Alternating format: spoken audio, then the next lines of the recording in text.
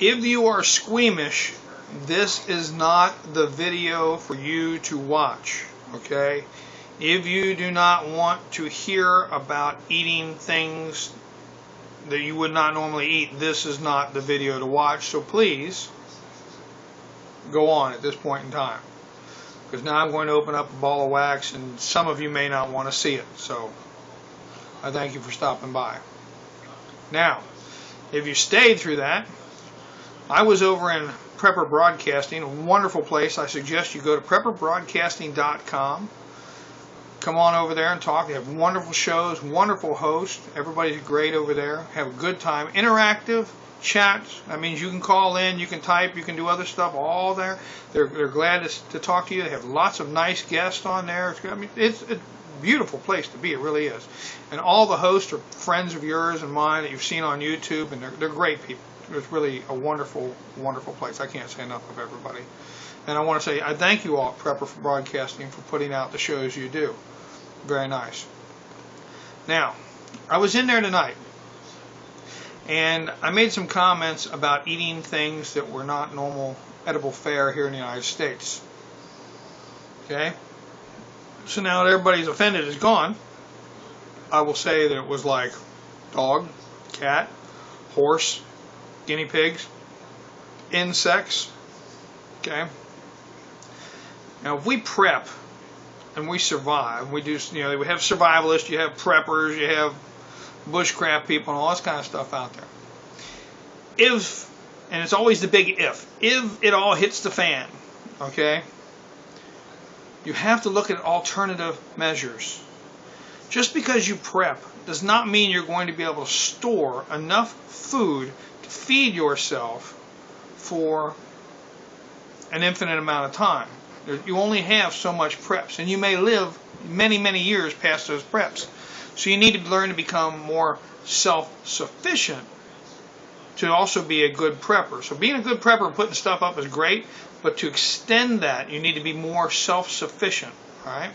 Now, during World War I and World War II, Korea and all those other wars overseas, thank God they're over there. Okay? Dogs, cats, horses, ox, rats, squirrels, rabbits, all these things were extremely hard to find because everybody was eating them. Okay, now, somebody's going to say, ew, yes, of course, ew. Worms, bugs, grubs, hard to find because people were going out and eating them.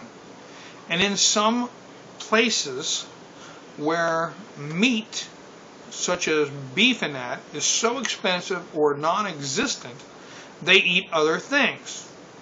Horse, camel, goat, donkey, all these things, okay? And 99% of it is not bad. And I've had quite a few of them. All right? Now, that being said, you need to think about this.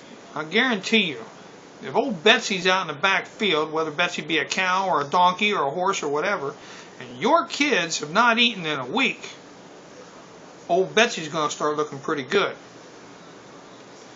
Now, the economy's going, we all know that. What I mentioned was, I wonder how to cut up a horse is like cutting up an elk. I've never butchered a horse. All right? Now, what made me think about this? What kind of gross thing put this in my head, okay? Well, let me tell you.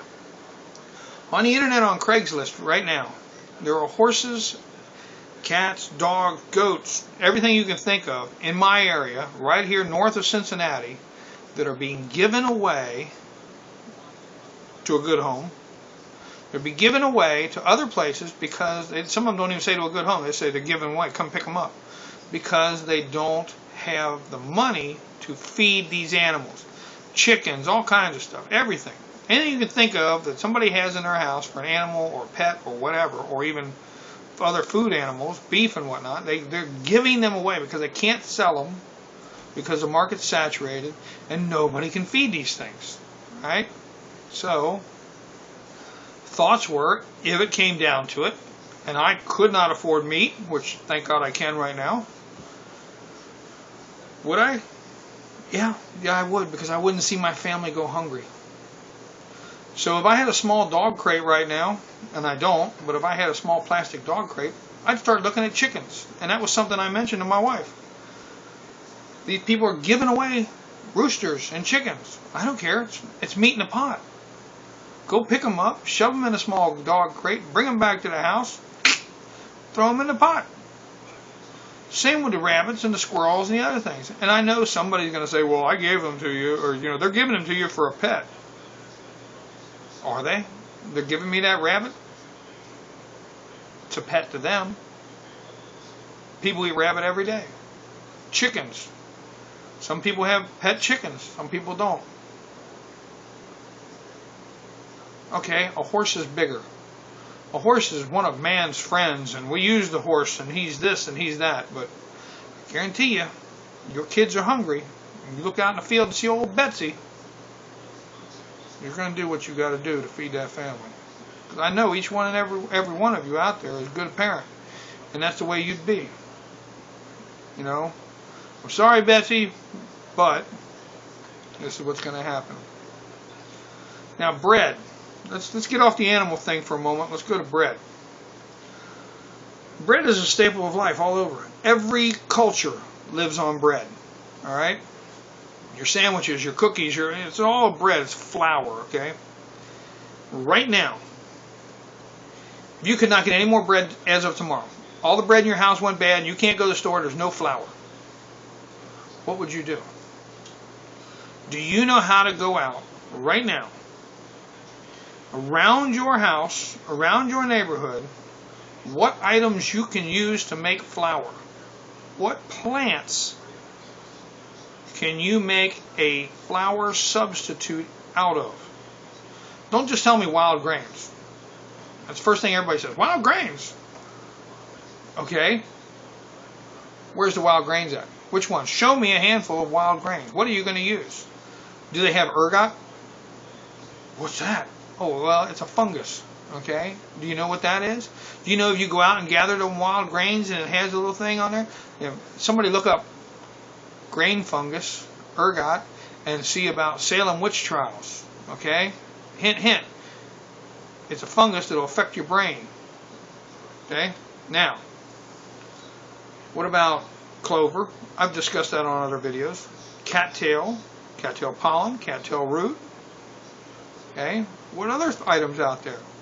Lots of nuts can be ground up and made into a flour substitute. What do you have in your area to make flour? Okay, now you got to grind this stuff up. So how are you going to do it? Oh, well, now I need to buy a flour mill, or I need to get this, or I need to get that. Not true. Every day, today, in some other country, and probably here somewhere in the United States, we've all seen the person working back and forth between two rocks, a little rolling rock or a flat rock on another rock, grinding, okay, grinding flour. All you need is two rocks. You guys go out and you do your bushcraft and you take your coffee and you grind it between two rocks. Okay? You can take the stuff you're going to make flour with and you could grind it between two rocks. Of course, you want to get bigger rocks because you're going to grind more to make something bigger, but the idea is two flat rocks, grind it between them rocks. Alright? These are things that I want to tell you to open your mind, because your preps are only going to last so long. And then being self-sufficient off of it is even better. Now, like I said, I'm sorry if I offended anybody, and I'm sorry if I offended anybody that was in the room that's watched this video. And it wasn't a shock and awe kind of thing I was going for. It was an open your mind, make you think, trying to get something out there. I may have done it the wrong way. I'm sorry. But I want you to think about these things, because you're good people. I don't want to see anybody go under. I don't want your kids to go hungry. But I want you to think about, if you lose all your prep, if you lost everything in a fire or something like that, what would you do after you know what hit the fan and you got to feed your family? What is the extent you would go to? Now, you don't have to make comments on this video. I just wanted everybody to understand my thoughts and my ideas on this one. And I'll catch you on the next one.